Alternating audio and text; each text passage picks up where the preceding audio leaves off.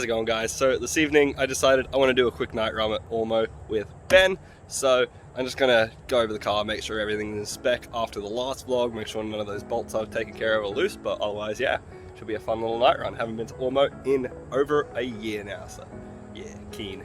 I finally went ahead this morning and got that alignment done. A few positives, few negatives. So positives, my front alignment, excellent. Finally, that camera arm flip absolutely did the trick. The only downside is my rear toe is out, so I'm going to be burning out tires for a while until I get a shortened toe arm. So it's towing out by 8mm on one side and 4mm on the other. So I need to get 10mm shortened toe arms, I think, adjustable obviously, so I can get it dialed in properly. Because as I sort of learned on the drive home, as when the oil drive kicks in, that rear toe will actually change the direction the car's going. So because the toe is out, it's forcing the car to steer with the rear instead of the front, causing the fronts to oversteer. And I can tell it's definitely the fronts because I can smell and feel how they're burning, and they're new tires, so that's gonna suck. But I'm going up to 30s or 31s soon, so I'm gonna try and get the most life out of them I can until I get those shortened toe arms, and that will be the last piece of my suspension. Just going in, making sure these haven't come loose. Nothing here is like moving. Every single time for the rest of the days, I'm gonna come down and check my brakes, make sure they're not loose. Everything seems pretty sweet though. I'm also actually really looking forward to seeing how these handle off-road. Now with that alignment done, yeah, I should have a little bit more travel up front, but I am curious to see if these still knock into the spring, because before they were just lightly, but I kind of have a feeling it might actually be worse now. But at least my alignment is in check, so that's better than before. 42, 43, 44, 45.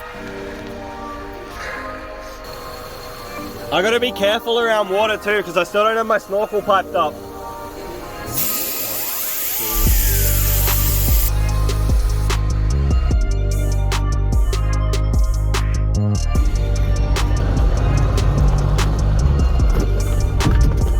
You can hear the camera, I'm definitely hitting the spring there. Not the best sound, but at least it's properly maxing out and not fucking hitting it early or whatever.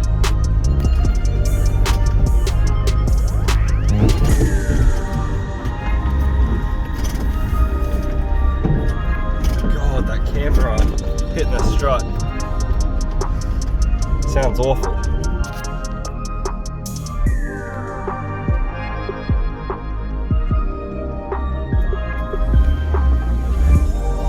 Bit soft and sloppy, but just doing it.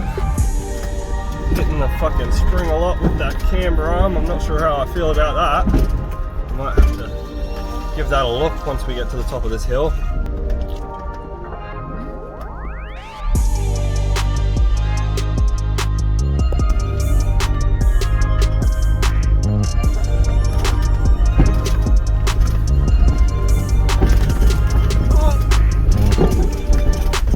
Dropped into that rut.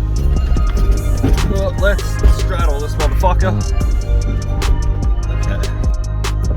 There's a nice little crossover up ahead.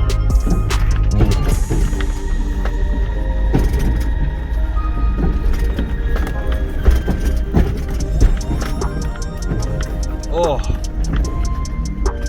Okay, I gotta put you down for this, unfortunately, because I need both hands for that. Did you hear?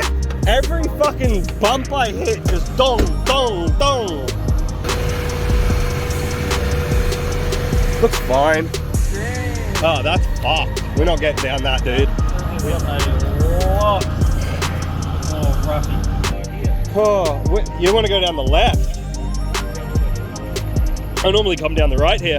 So, I've done these tracks before, but looking quite rutted from all the weather. There's a very solid rock base here. I have a very good feeling I'm just going to slip right down it. So I'm going to need a lot of control. Well, I tried. I I really tried. Like, when I say I tried, I mean I really tried. But this front left isn't on the ground anymore. What in the shit? And yeah, I bottomed out at my bull bar. So, praise be the bull bar. So, you would have just missed the bit where I came down the bit that I got stuck at on the other side. Fucking huge wheel lift, some real cooked angles. We're just coming up to a mud pit now, and Ben, I guess, is depth checking it because we've had quite a bit of rainfall. Send it, little pooey. Don't get stuck. Oh, yeah, fucking easy. What was I even worried about?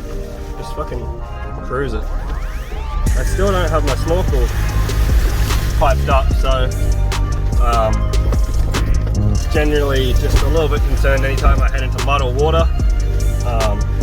Doubly so after I fucked up some stuff at the last house, so yeah. Anyway, this is all fine. This is all easy. A bit rough, but if I just go a little bit slower, I'll be fine.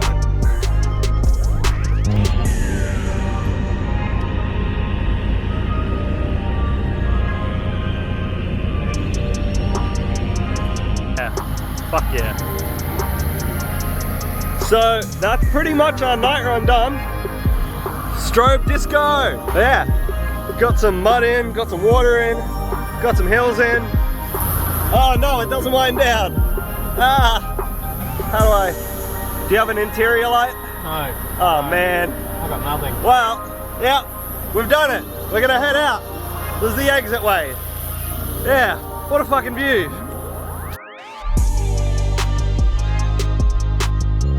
So I've just gone ahead and swapped an LED bulb in. These were super dim. Hopefully get some sort of a difference out of that. But I don't know how they'll hold. I might have to remove the reflector housing, but we'll see.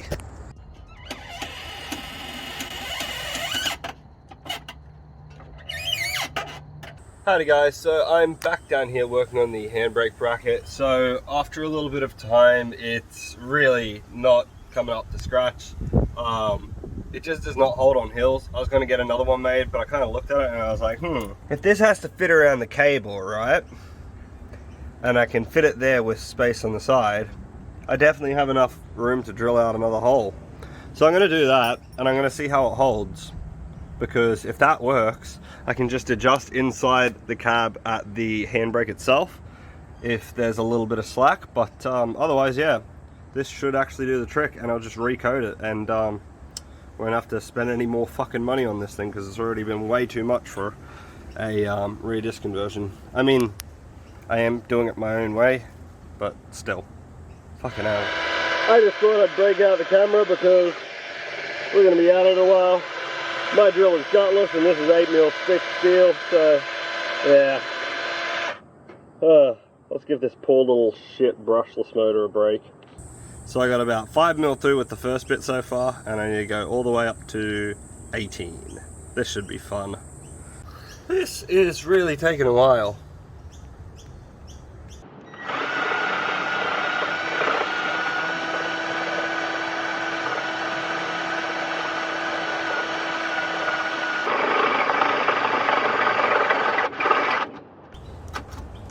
Alright. Woo! What did we get to? We got to about 10mm. Well, in some sick twist of fate, this fucking snapped in there. So, I got my big smack boy, Mr. Hammer over here, and I'm gonna try and whack it out. Here we are a short while later with the end of my bit. Easy enough to get out, and I'm the idiot who's still going to use this because I can't find the rest of my step bits. This is why I wear face protection. Yeah, we're at, what are we at? Oh, fuck me. We're like pretty much on 16mm now. So when I clear this out, I'm probably going to have to try and come up through the bottom to get the other side so I don't drill out too much on one side, because, yeah, the one downside to step bits when you're drilling through stuff this thick. Shouldn't do that.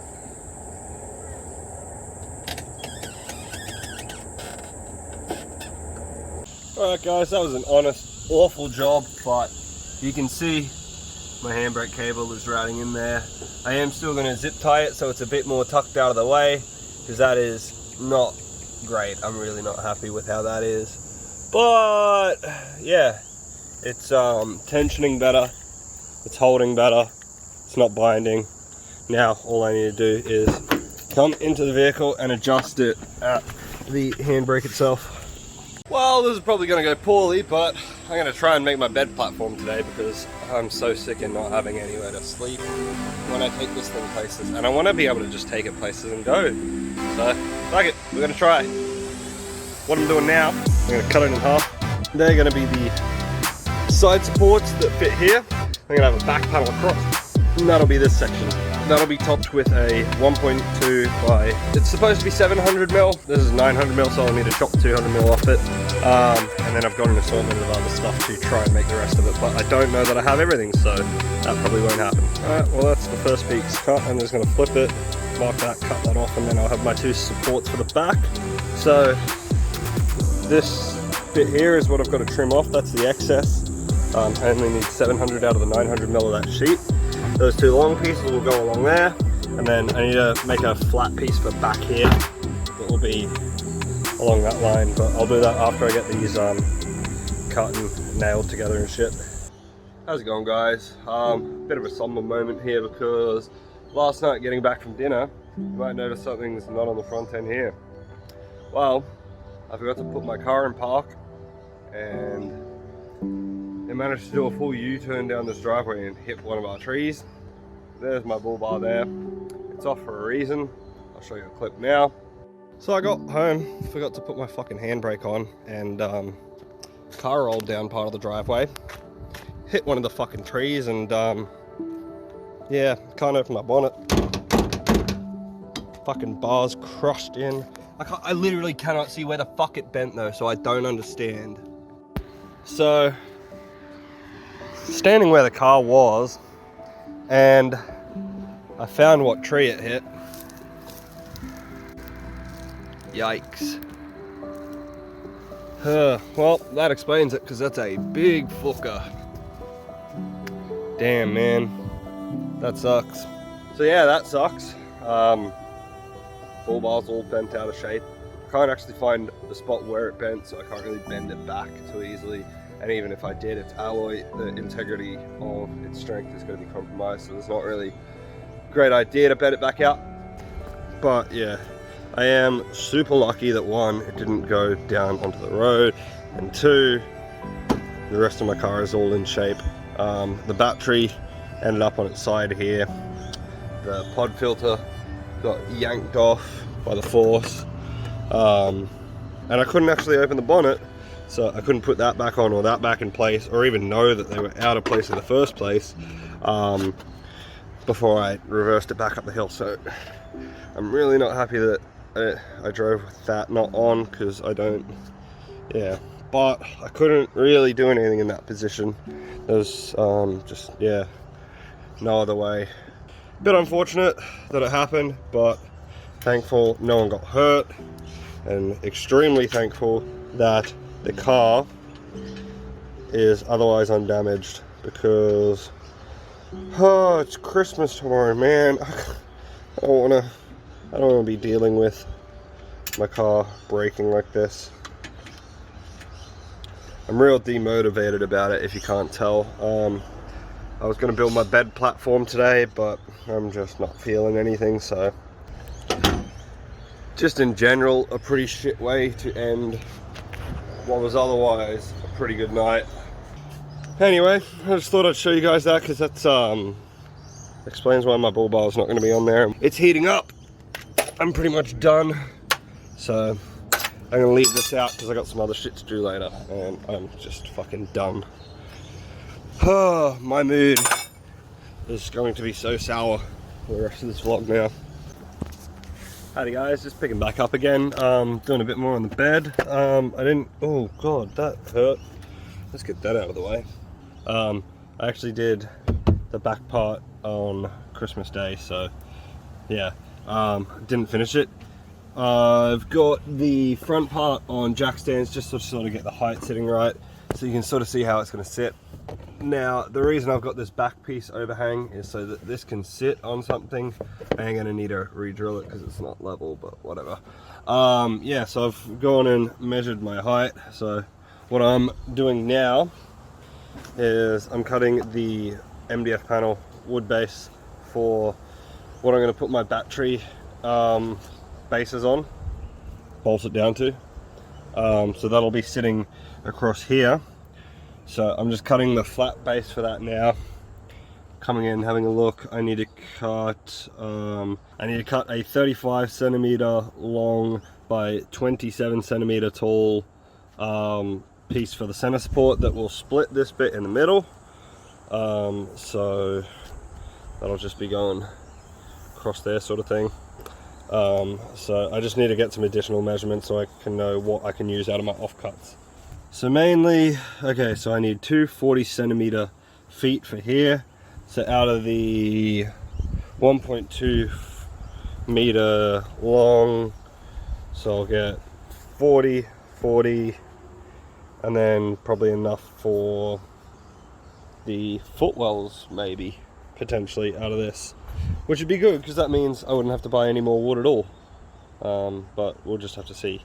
For now, I'm going to mark 40 centimeter, 40 centimeter. Cut those off, just give myself a bit more room to work, because this is a lot of overhanging. Difficult and annoying. Alright, so what we have here is the base of the battery base. So these are sidewalls that are going to hold up the top part. I'm just going to go ahead and do the centerpiece now. I'll get some battery trays to bolt down. But yeah, I'm just doing the center separator sort of support beam. So it'll be the same height. 4 to 6 weeks later. How's it going, guys? Just back at it with another quick little in progress update. So if you see those offcuts on the ground there, basically I've just trimmed 5 mil off each of these bits of the leg for the rear part of the frame. That way it's sitting exactly over this. So I just get an extra 5 mil of height, which at this point it kind of needs every bit it can get because it was quite high for my liking. So yeah, I'm gonna do a test fit now and see how it goes. Also, a pro tip for you CRV people, if you ever need to open your tailgate wider, because this was stopping me from getting it out because it was clipping, just disconnect your strut and you can open it a good bit wider. I think all that's keeping it from opening more at the moment is the tire on the bumper, so yeah, big ups there.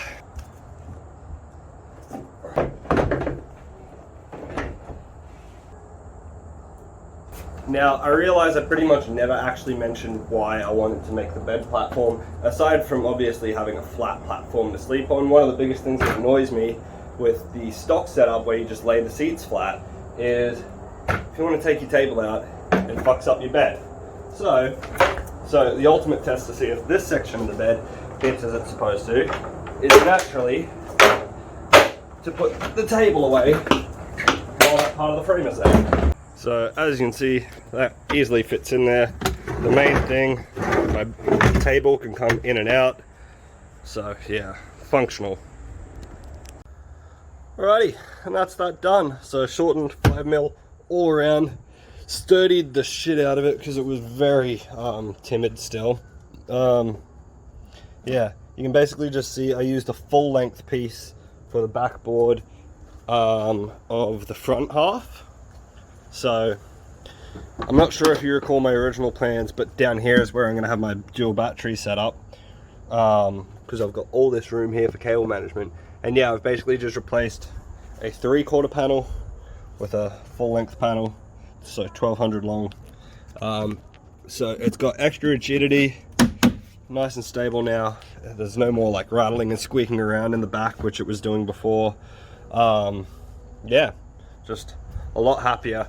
And that extra 5 centimeters, like, I'll show you how much headroom I have sitting in here.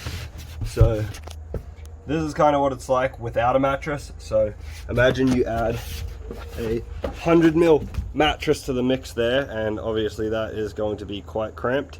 So I just needed as much headroom as I could get, because yeah, I'll be getting an extra 100 mil mattress, so I'll be left with very little headroom, even laying down, which is the point, but still it's a bit annoying. And my dog goes in the car, so little bit of headroom for him too. Yikes.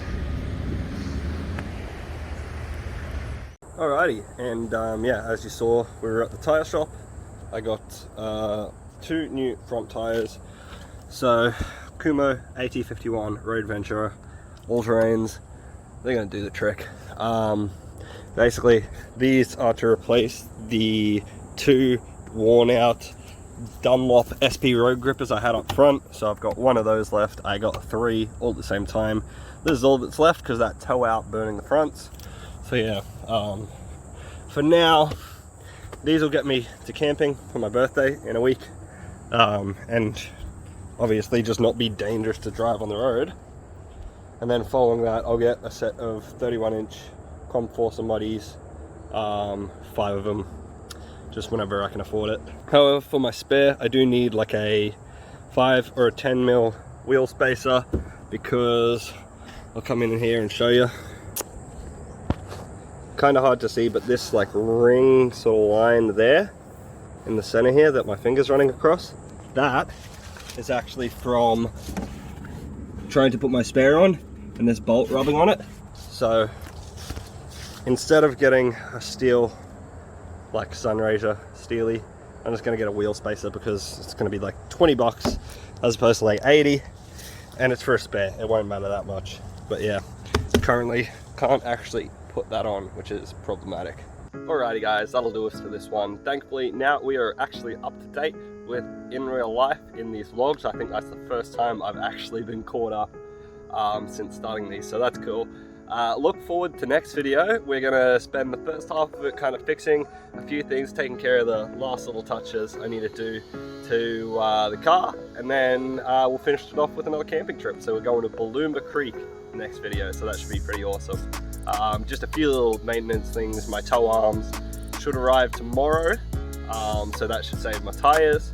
And yeah, can't wait to see how it handles. And then I'm just gonna get my airbox and my lights sorted, because there's a couple of creek crossings and I want the airbox all sealed up for that. So I gotta weld the mounts on, paint it, and then mount and seal it all up. I'm actually really looking forward to seeing how it sounds piped up to the snorkel, because yeah, it should sound quite nice. I haven't heard the cold air filter with the snorkel yet, and in a big metal box it should have a really nice deep raspy tone to it, so I'm really looking forward to hearing that for the first time. Anyway, thanks for watching guys, and I'll see you in the next one. Peace.